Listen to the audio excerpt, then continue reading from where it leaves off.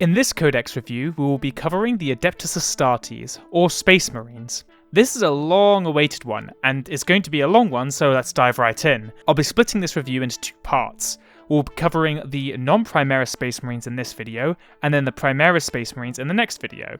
As for the non-Codex compliant Space Marines and other special Space Marine units, I'll be covering them in a big video with all the sub-factions' unique units once all the books for them have dropped. For Grey Knights, which are like Space Marines but also kind of not, they'll have their own video.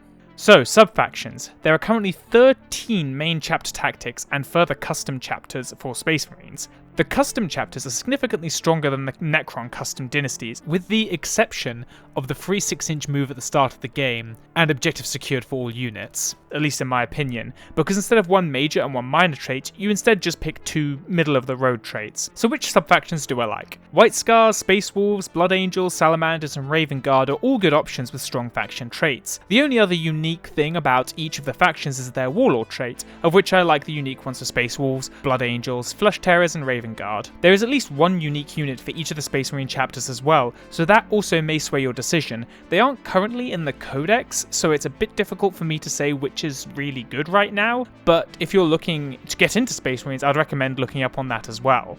As for the custom chapters, the traits I like are Born Heroes, Hungry for Battle, Long Range Marksman, Scions of the Forge, and Stealthy. All of these are solid options that either benefit a large number of units or specifically benefit a playstyle, whether that be vehicle heavy in the case of Scions of the Forge, or melee focus like Hungry for Battle. And now for mechanics. All Space Marines have the Angels of Death rule, which is actually 4 rules combined together. Firstly, there is And They Shall Know No Fear, which allows you to ignore modifiers for combat attrition tests. This includes the one for losing half the squad. I believe this is a little worse than previous editions' reroll to leadership checks, but it's still a nice bonus. Next is Bolt of Discipline, which allows you to fire rapid-fire bolt weapons as if you were within half range. If you are within half range, are a non-Centurion infantry unit and do not move in the previous movement phase, or a Terminator or Biker. I usually find this ability isn't too relevant for most of the units in normal Space Marines, due to most of the bolt weapons having little to no AP, but when you're using Primaris units you can make some pretty good use out of it. The next ability is Shock Assault, which gives you an extra attack if you charge, were charged, or heroically intervene. The final ability is Combat Doctrines. The way this works is that if every unit from your army has the Adeptus Astartes keyword, or Agents of the Imperium or unaligned keywords, you gain the benefit from a doctrine in every battle round. In the first battle round, it is the Devastator Doctrine, which gives you an additional point of AP for heavy and grenade weapons. The second battle round gives you Tactical Doctrine, which gives you an additional point of AP for assault and rapid fire weapons. In the third battle round, you can either choose the Tactical Doctrine or the third and final doctrine, the Assault Doctrine. The Assault Doctrine gives you an additional point of AP for melee and pistol weapons. For every battle round following the third, you have to use the Assault Doctrine. There are 3 things that I know of that affect doctrines. The first one is the Dark Angel's Warlord trait that allows you to turn back a doctrine for a single unit near the Warlord. The second way is the stratagem in the core rulebook that for 2 CP allows a single unit to be affected by every single doctrine. And finally an Ultramarine stratagem that allows a unit to have whatever doctrine it wants for that turn. The last thing I'm going to talk about the Space Marines is the deployment abilities. 2 of them read exactly the same and are just drop anywhere more than 9 inches away from your opponent. The Combat Squads allows you to split your full-size squads into 2 half-sized ones, basically giving you more units for fewer detachment slots. Concealed Positions allows you to set up at the beginning of the game anywhere more than 9 inches away from your opponent and their deployment zone. And finally Outflank, which allows you to bring on a unit wholly within 6 inches of the edge of the battlefield and more than 9 inches from your opponent. Lastly, before we begin the review, I'm going to go over the star rating super quick. Because unlike the Necrons, there's been a fair few winning tournament results for Space Marines in 9th, I'm going to be considering those units as well. Also, I'm considering the Space Marines as a whole faction rather than just what is good for pure normal Marines or pure Primaris. I'm also doing a little bit of speculation as well, seeing as most of the tournament results were before the Codex release, and Space Marines have been changed up a little. So it's a mix of speculation and what's already good. So, a 1-star unit is an underpowered unit. It either costs too much or doesn't accomplish much for the army. 2 stars is a situational unit. It can have uses, but they are either very narrow or quite rare. 3 stars is an average unit. It does the job reasonably well, but there are units that will fulfill their job better.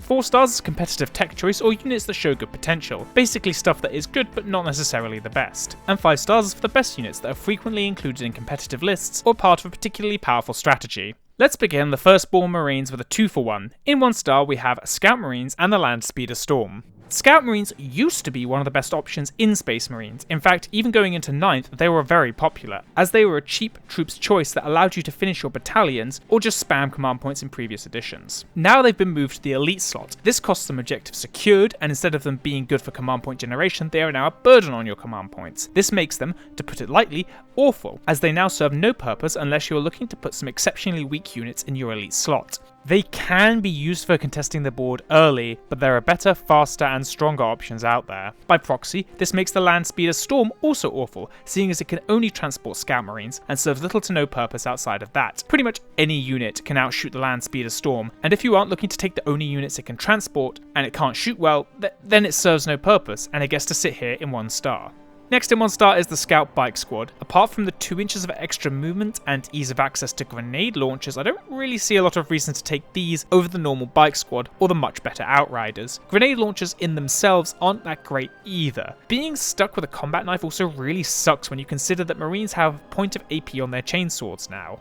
The Attack Bike Squad is next. You can mix these guys into the normal bike squads, which is somewhat interesting. I guess getting a mobile heavy bolter or multi-melter is quite nice, but I don't really see a purpose to that when you can put it on a tankier chassis or a cheaper chassis. Mobility really doesn't matter for such a long-range weapon. I guess the multi-melter is reasonably short-range, so there's some validity in taking the Attack Bike Squad for that, but I'd rather have it a tankier chassis at that point.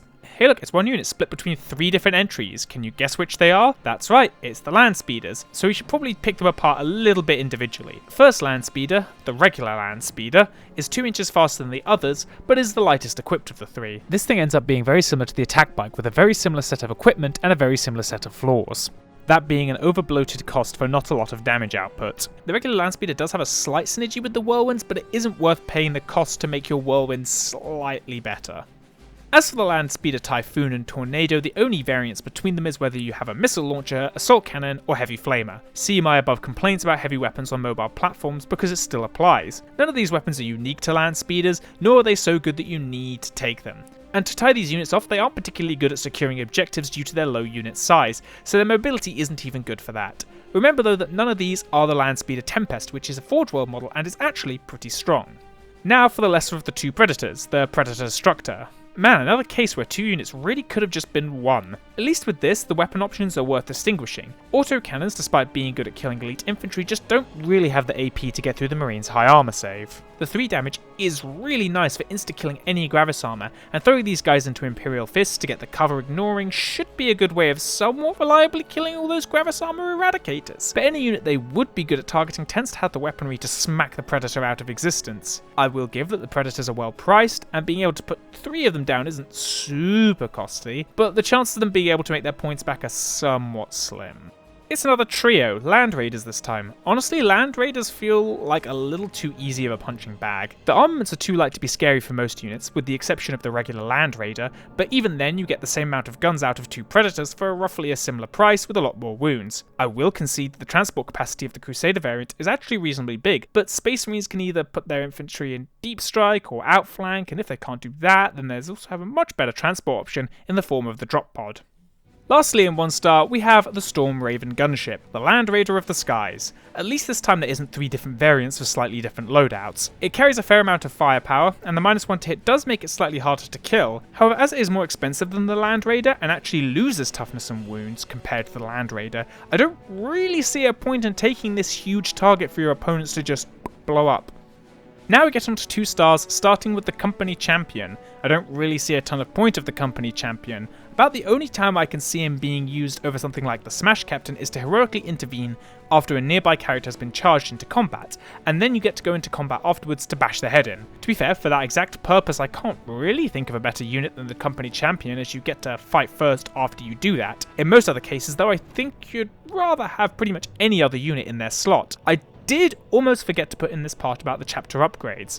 Right, so I'm quickly just going to go over what it means right here, and then mention the upgrades in the unit-specific entries. So much like the Cryptek Arcana, you can upgrade the units in your army, in this case to specific better ranks in the chapter. The chapter command buffs give an extra ability, an optional warlord trait, and an optional relic. Okay, so Company Champions can be upgraded into Chapter Champions. For 15 points, you get -1 to hit in melee, rerolls to wounds against characters, an extra attack, and 1 more leadership. The Warlord trait gives you rerolls to charges in an aura for characters and core units, and the Relic gives you a better master-crafted power sword. All of these bonuses are actually pretty nice, and I can easily see myself moving the company champion up to 3 stars because of it. They are still basically only designed for fighting characters, but when you can actually fight them, you'll probably actually kill them most of the time now, and if you can reliably pull it off, then why not?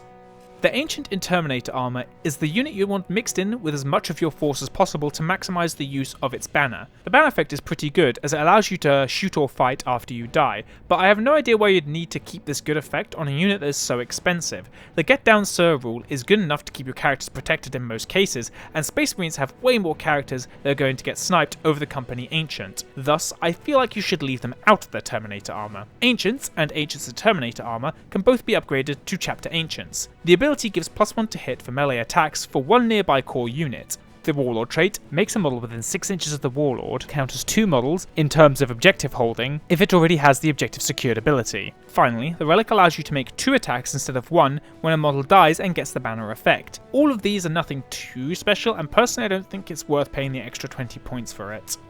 Company veterans are just kinda dull. You pay 2 points over tactical marines for a bodyguard rule and the fact they don't take up a detachment slot with a captain, so pretty much any detachment. The only other thing you can do is give them all combi or special melee weapons. All cool stuff, but not exactly what you want to be paying 2 points over tactical marines and already pretty mediocre squad for. It's also worth mentioning though that bringing some of these guys does actually stop quite a few of the elite character units from taking up detachment slots, but there are other units that also do exactly the same. Next in 2 stars are Dreadnoughts. If you watch my Dawn of War stream, you'll know that I love Dreadnoughts. Their variety of equipment is really nice, and for their points their toughness is okay, especially considering their new rule which reduces all damage they take by 1 to a minimum of 1. Unfortunately, it really isn't enough tankiness, and the amount of firepower you put on one Dreadnought isn't enough to justify its cost or inclusion in a list. Plus, there are way better Dreadnought variants, and the Relic Contemptor Dreadnought for example, which does all the things that this Dreadnought can do, just a million times better. The Contemptor Dreadnought is not to be confused for the Relic Contemptor Dreadnought. The Contemptor Dreadnought has almost no weapon options, and what it does carry isn't exactly what you'd be looking for. It isn't the worst of all the options, having a few bonuses over the regular Dreadnought, such as a 5-up invulnerable save, but as with all things this comes with a greater cost. I will at least note the extra movement does make the powerful Dreadnought combat weapon option a bit more viable as you can get into melee faster. The regular old Marine Bike Squad is next in 2 stars, just a pretty bland unit overall, only beating the Scout Squad because you get an extra wound and the option for Astartes chainsaws instead of combat knives. Similar problems apply to the Bike Squad as the Scout version. I guess a cool thing about this squad is that you can get a full gang of 15 bikers if you take them in Space Wolves, which also gives you the options of taking plasma pistols. Similar to the Scout Bike Squad, these guys just get massively outclassed by Outriders. The amount of attacks the Outriders get on the charge is absolutely absurd. It makes it hard not to want to take them over these old Marine bike variants. The Hunter and the Stalker both fulfill a similar role of being anti-air vehicles. The niche really doesn't need to be filled that badly, both because anti-air weapons only get bonuses against aircraft now, and also the fact that to hit modifiers are capped at -1. But if you are having trouble killing aircraft, you can choose between the Hunter, which has the chance to one-hit kill a lot of aircraft, but only gets a single shot, or the Stalker, which doesn't add as much to hit or do as much damage, but does get 6 shots against the aircraft, instead of only 1. Both have the same stat line, with the only outstanding thing being their toughness 8. The biggest problem I can see is that once you've killed the 1 or 2 aircraft your opponent might bring, you are stuck with a 110-point chassis with a single shot las cannon or a pretty mediocre autocannon. More vehicles on a Rhino chassis. The Whirlwind opts to strap one of 2 large missile launchers on top of their vehicle. One is an anti-horde weapon giving no AP but good strength and a lot of shots, and the other is basically an autocannon. Both of these can hit things which they cannot see, but the lack of AP on them doesn't really make them all that scary. Still though, there is a lot of value at shooting things you cannot see from a very long range. On top of that, I did see a Whirlwind crop up in a single competitive list, so I could easily see this thing clawing itself up to 3 or even 4 stars just because of the value of being able to shoot at things you cannot see. The Predator Annihilator is only sitting above the Predator Destructor because twin las cannons is better in a lot more situations than the autocannon. Also, they're cheaper. Yes, a fixed 3 damage is very nice and all, but that -1 AP isn't really doing the autocannon a ton of favours. Aside from that, the Predators are the same. I would advise sticking side weaponry on the Annihilator because otherwise you can get a Razorback with twin las cannons for 10 points cheaper. Kicking off 3 stars is the Captain, Librarian and Chaplain, all in Terminator armor. I'm trying to be a bit more efficient with my rankings in this video, as you can tell by me grouping these 3 very different units into one group. Fortunately, my explanation as to why they are all here is the same. They are all more expensive than non-Terminator variants, of which both variants have Get Down Sir, which makes them hard enough to target already. They don't have enough in specific weapon options or abilities that makes it worth taking over their alternatives. Servitors are next in 3 stars. Their continual point drop throughout 8th culminated them being a very cheap option at the start of 9th. Honestly, I see them more as a point filler if you have a Tech Marine, with the added bonus to getting Tech Marine a bit more weight on objectives. They don't get objectives secured, but as Tech Marines are likely going to be sitting in the backline with the vehicles, and the things jumping into the backline tend not to be troops, you'll probably have a slight edge on objectives by taking some Servitors. Plus, forcing your opponents to charge use the Servitors is a lot better than them charging your vehicles or your much better Tech Marines. Next up in 3 stars is the Terminator Squad. Terminators are the very definition of elite infantry, and this edition favours elite infantries quite a bit, although I guess all Space Marines count as elite infantry basically? Anyway, Terminators are tough, good at punching things and being tanky. Now the default variant of Terminators is not the best for either of those things, but they are a pretty good middle ground between a shooting unit and a melee unit, having Storm Bolters by default and the ability to give 1 or 2 of your Terminators some heavy weaponry. Personally, I'd focus on their melee and give them Chain Fists, which are not too common outside of this Terminator unit. And with the change to Chain Fists, I could see them doing a pretty good job of bashing some vehicles after deep striking in. They can also jump back into the Teleportarium, which allows them to disappear off the board and redeploy the next turn if they take the Teleport Homo equipment, which is only 5 points, which isn't too offensive. The Relic Terminator squads are kinda what happens when you smash the Terminator and Assault Terminator squads together, causing them to lose their Teleport Homo in the collision. Basically, these guys take a bit from each squad, so if you're indecisive on how you want to take your Terminators, I'd probably recommend these guys. Of course, there are downsides other than the lack of a Teleport Homer. You also lose access to Thunderhammers from the Assault squad, and you have a different selection of heavy weapons than the normal Terminator squad. Generally, I do like the heavy weapon selection more from the regular Terminator squad, but any heavy weapons always have the problem of being -1 to hit if you move, so I'd advise against taking them. Centurion Assault Squads come in at 3 stars. Centurions used to be all the buzz at the tail end of 8th, abusing the Raven Guard's ability to deep strike their infantry, but since they don't carry the core keyword and can't abuse any of the deep striking stratagems, they can't really benefit too much from other stuff in the Space Marine Codex. They do get the option to take melter guns, but they're a certain special unit that we're all too familiar with at this point that does the whole melter thing much better than the Centurions ever could. The melee on these guys is very respectable though, having a good amount of strength, AP and damage, so maybe the strat is to keep them as cheap as possible and find them a way of getting them into melee, but the only unit that can transport them is the Land Raider, which as we've established isn't very good.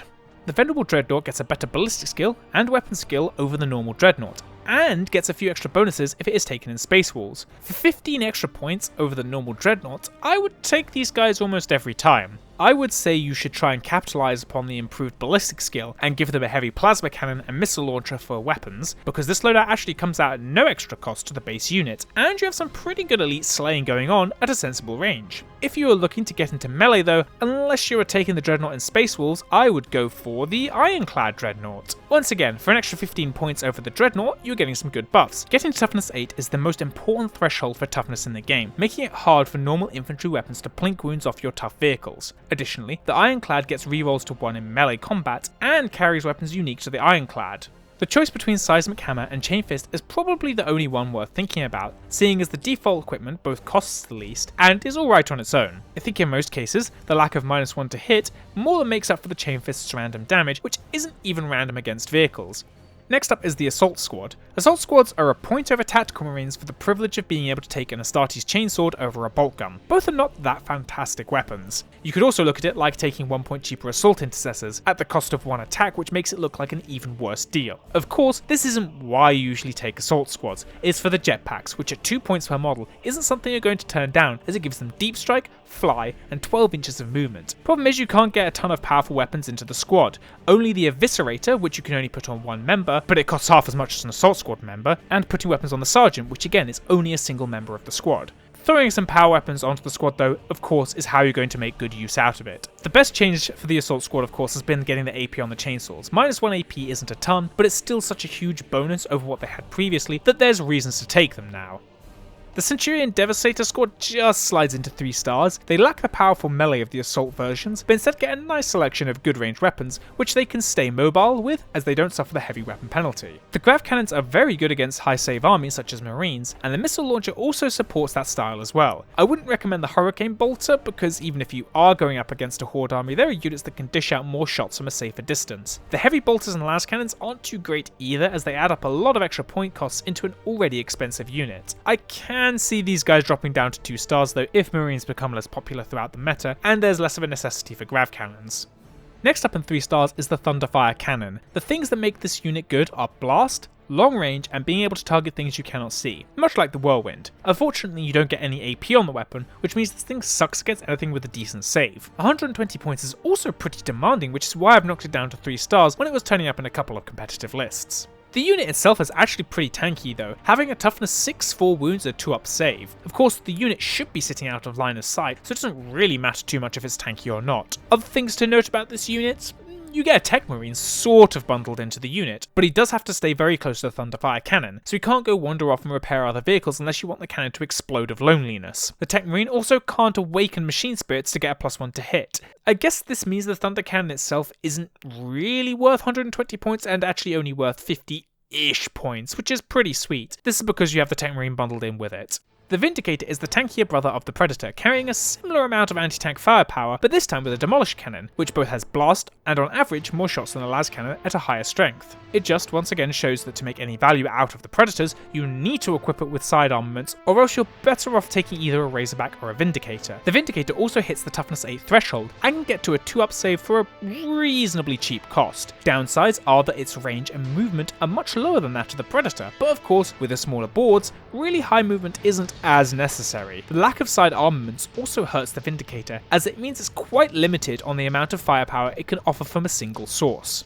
The Rhino is the most bog standard of transports. It's somewhat affordable, good for cramming in infantry, and can take a few shots before going kaboom. Downsides are of course that it can't take any Jetpack, Terminator, Centurion or Primaris models. This honestly confuses me. Centurions, I get, they're pretty chunky, couldn't sit down that easily, but Primaris? Jump pack? Can't they just chuck their jetpack on the seat next to them and stick it back on when they get out of the Rhino? I mean, it's the case where orcs are better at fitting in their transport than Space Marines are. I think that's really all there is to say about the Rhino without going into the year-long rant about Rhinos and Primaris' interaction with old Marine stuff.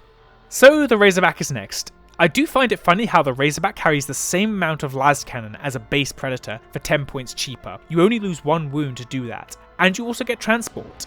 This is why I've said several times though in this review, if you are going to take Predators, you need to give it side weapons to make it compare favourably to units like the Razorback. As a transport, you want to be putting a 5-man unit of some kind that needs to close the gap, and then a character to buff those units. Of course, the Razorback isn't as ideal for transporting units in close range due to the fact that it has longer range weapons and kind of wants to sit back a little bit. 6 is a very low number for a transport, which is why it's a little perplexing to me as to why the Razorback is a dedicated transport. I guess it forces you to take at least 1 infantry unit per Razorback, but seeing as most people bring at least 3 infantry units to fill up a battalion, that really isn't an issue. Oh, I guess the Razorback does have 2 other pieces of equipment. It can take the Assault Cannon or Heavy Bolter, which are both okay options. And I also suppose I could talk about the Hunter-Killer Missile that every Rhino chassis variant gets. They're 5 points, which you shoot off and never recover. Unless they were like 1 point, I wouldn't suggest taking them for the simple fact that you can just miss and throw 5 points down the drain. The Stormhawk Interceptor is supposed to be an air superiority craft with bonuses against other aircraft on the Storm Cannon and the Skyhammer. Of course, you do have the option to take none of the anti-air options and take Heavy Bolters or Typhoon Missile Launchers, and you get a bit of a super fast tank in the air. Of course, taking all this equipment drives the cost of the Stormhawk to an expensive 230-ish points. Remember though, it does carry a decent amount of firepower and can engage on almost any target on the board, or you could split their shots across several targets and soften everything up. And of course, if you want to go for the cheaper option, all the anti-aircraft guns work reasonably well against grounded targets. The Storm Talon gunship is a little cheaper, a point less tough, a little slower, and has less weapons on it. You can run this thing as a 20-point cheaper interceptor if you keep the Skyhammer missile, which in the end will be costing you a point of toughness and 1 of the Las Talon or Storm Cannon, but there are other weapon options you can choose instead, those being the Typhoon Missile Launcher, Heavy Bolters, or Las Cannons. I would stick either to the Heavy Bolters and dedicate the gunship to strafing infantry, or go for the Las Cannons to try and shoot up some tanks while carrying some assault cannons for everything else. The other advantage of this gunship is it has the ability to switch to hover mode. The Storm Raven can also do this, but I don't think it adds too much to the vehicle. I mean, it's still an advantage, but it costs you your hard to hit ability, which is one of the key things that makes planes tanky. And you no longer need to stop your planes because they no longer need to stop moving to get rid of the -1 to hit from heavy weapons, and if they fly off the board, they can just return the next turn, unlike previously where the planes crashed into an invisible kill barrier called the edge of the map. Starting 4 stars, we have the Lieutenant. I'm going to explain to you why you'll find so many of the old FirstBorn Marines in so many competitive lists, even though they often have Primaris equivalents. It comes down to 2 reasons. They are cheaper, and their buffs still carry over to Primaris units. This often leads to whether or not you think saving 5 points or so on a character is worth losing the wound. There are of course equipment differences which will often be your deciding factor, and I guess a lot of them have access to jetpacks, so if you want to deep strike your characters without stuffing them into Terminator armor, you can do that. So let's talk about the Lieutenant specifically now. They give a nice reroll of 1 to wound aura for core units. They also get a 2-up for both their weapon and ballistic skill, so equipping them with high power weapons and a jetpack is a good way to get a very combat capable character to drop with the rest of your deep striking units for a reasonable price. Thunderhammers, power fists, and basically anything else with power in front of it are good options to take on your Lieutenant for bashing heads in. You can also run Lieutenants as a supporting unit with a combi weapon sitting alongside your infantry line, handing out that reroll aura. The Librarian comes in at 4 stars. The Librarian is a Psyker and comes with 2 spells and 1 deny. They even get +1 to deny with their Psychic Hood if the spell is being cast within 12 inches. With the Codex supplements and the Codex itself, there's a ton of psychic spells, and to be honest, I can't be bothered to go through all of them. Just know that there's enough good ones that Librarians are a popular choice, although often I find these above other options being taken as Primaris instead. The Chief Librarian upgrade nets you an additional known psychic power and an additional Deny the Witch. The Warlord trait adds 1 to your psychic tests, and the relic doubles the range of your +1 to Deny the Witch. For 25 points, this upgrade is expensive, but I think it's worth it. You'll probably want to sink some command points to get the Relic and Warlord trait as well, seeing as there are a lot of good options out there for Relics and Warlord traits, and the Librarian's one is a bit specific and selfish. The Chaplain comes in at 4 stars. The Chaplain offers a selection of auras which you can activate in the command phase. If you watched my Chaos Space Marines review, these litany auras act in the same way as the prayers to the Dark Gods. Basically, you roll a d6 and on a 3-up, you get an effect until the next command phase. 4 of the effects give bonuses to melee, 2 of the effects give bonuses to shooting, and 1 of the effects is a little bonus tankiness for core and character units within a certain range. The best ones in my opinion are a Citation of Focus and Catechism of Fire, which are the ones that buff your ability to shoot. Chaplains have the ability to be upgraded to Masters of Sanctity, which gives you an additional known litany and gives you the ability to use an additional litany per turn. The Warlord trait adds 1 to litany rolls and allows you to get the effect of a litany without the roll for only 1 CP instead of 2, on top of being able to cast your other 2 litanies. Finally, the Relic removes the ability for your opponent to reroll hits, wounds, and damage if they are targeting your Master of Sanctity, and also forces enemies to roll 2d6 and pick the lowest when taking morale tests whilst they're within 6 inches of the Master of Sanctity. For 25 points, this is pretty good. I do find it a little weird that the Warlord trait somewhat contradicts itself, both by improving your ability to roll for your litanies and makes getting the guaranteed litany a little cheaper. The Tech Marine is 4 stars. He can repair things and gives +1 to hit to ranged attacks for 1 nearby vehicle. Good for babysitting one vehicle you want to hit particularly well, like a Repulsor, Whirlwind, Dreadnought, or whatever else you want to give +1 to hit to. Add to all this the ability to give Master of the Forge, which restores a fixed 3 wounds instead of d3, a Warlord trait that allows you to give +1 strength and attack to a nearby Dreadnought, and an upgrade to the Omniscient Axe. For 20 points, getting the fixed 3 heal is okay value. I don't think the Warlord trait is all too worth it, as most Dreads I see are kitted out for shooting, and the Tech Marine himself buffs ranged hits by default. The Classical Tactical Marine makes it into 4 stars. They are officially your cheap troop choice for Space Marines. You can cue the laugh track here. For real though, people have started taking tactical squads in competitive lists purely because they are now your cheapest troops choice. If you aren't adverse to mixing Primaris into your list, I personally prefer the power you get with Primaris Marines, but since they don't have the same versatility of weapon options, I can see valid points for taking tactical Marines with, say, grav cannons. The Intercessors and a lot of other troop choices have AP built into their default weapons, and I'll say it now, the name of the game is AP, and those 0 AP bolters aren't that great, especially against all the elite infantry romping around. Combat doctrines do help a little, but not enough in my opinion. But it just shows how powerful being a cheap troops choice is, that Tactical Marines get it into 4 stars, despite all these drawbacks. The Company Agent is pretty strong. The effect he gives allows core units to shoot one of their weapons or fight back with one of their attacks after they die. on a dice roll of a 4-up, whilst they are in the range of the banner. Not a bad effect, as it allows you to get some value out of units that are being shot or chopped up. He can actually be kitted out with a decent selection of equipment. I would actually recommend giving the Ancient a small amount of extra weaponry, simply for the fact that he can be protected by the Get Down Sir rule. I wouldn't go overboard with them though, as if they become too big of a target they can be sniped reasonably easily, and there are better carriers for expensive equipment, such as captains and lieutenants, because of their better ballistic and weapon skill, and the ability to take hits better with invulnerable saves. Vanguard Veterans are next in 4 stars. For 1 extra point, you're getting an extra attack and an extra point of leadership over tacticals. Not just that, but the variety of equipment you can bring on these guys does really help them stand out. Getting access to storm shields, power fists, power swords, jetpacks, and so much more really allows you to tailor your Vanguard Veterans to how you want them to play. I think these guys probably have the most potential out of the units I haven't seen in competitive lists to make it into future competitive lists. While I was writing this, they did actually manage to come up in a pretty successful competitive list, which I do find quite amusing. The Terminator Assault Squad, or the dedicated melee Terminator Squad, makes it into 4 stars. Having access to storm shields is good for making your Terminators very hard to kill, even with the rework. They definitely are weaker than before, so I can see them dropping down to 3 stars or swapping with the regular Terminators throughout the edition. The weapon options are a little narrow, only being able to choose between Thunderhammer Storm Shield and Lightning Claws, and with the Thunderhammer nerf they aren't going to quite be the end-all solution to your problems. I even think that going for the cheaper Lightning Claws might be the better option, and then just using them to chop your way through hordes of Marines. Alright, let's begin on 5 stars with the Captain and Captain on Bike. The Captain on Bike is definitely the stronger of the 2 available options before we get too much further into this. Both options are very strong melee combatants, having a wide array of strong melee options, and they are also absolute machines at taking damage, having a 4-up invulnerable save built into their kit. As if that wasn't good enough, they also hand out a reroll of 1s to hit aura to nearby core units. Not as good running off on their own as they used to be because they don't reroll for themselves, but hey, they can still help other units they run off with. The Captain can be upgraded to a Chapter Master, which gives you the ability to select 1 core or character unit to get full rerolls to hit, which means you can slap them on yourself and finally restore those rerolls of 1 to hit. Good value. The Warlord trait allows you to generate an extra command point at the start of your turn half the time, and the Relic improves your save to a 2-up and gives you an additional wound and toughness. The Relic is really good on the Bike Captain, and the Warlord trait is pretty mediocre. The targeted reroll is actually pretty good when slapped on a large nearby unit that, say, is hitting on a 4-up because of heavy weapons like, Terminators. Being the most expensive upgrade at 40 points is a little tougher to sell, perhaps made a little easier by allowing a second Captain into the same detachment, meaning you can spread out your reroll to hit auras a little better.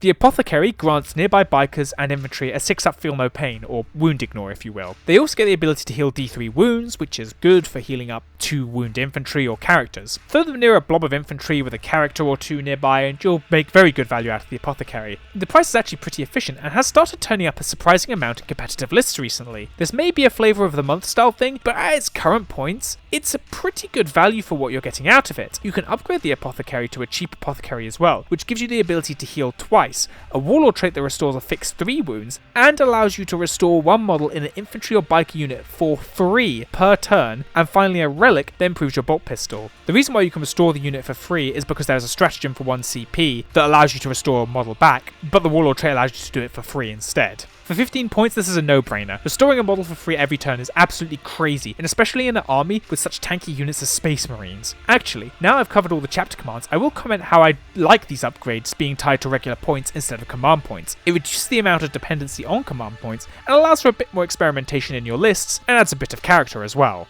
Devastators come in at 5 stars. No doubt this will be out of date by the time I release this video, but Devastators are the primary anti-marine marine unit, all thanks to grav cannons. When you drop them in via the last 5-star unit, they can tear apart a squad of, say, Eradicators or Aggressors, or basically any other unit with a 3-up or better save, with their good strength, good AP, and extra damage to 3-up or better save units. The only reason they got to this point were because of how popular Marines are, but now the Codex is dropped, and the entire Marines have been made a lot more in line with the other factions, you might see a drop in the amount of Devastators you see.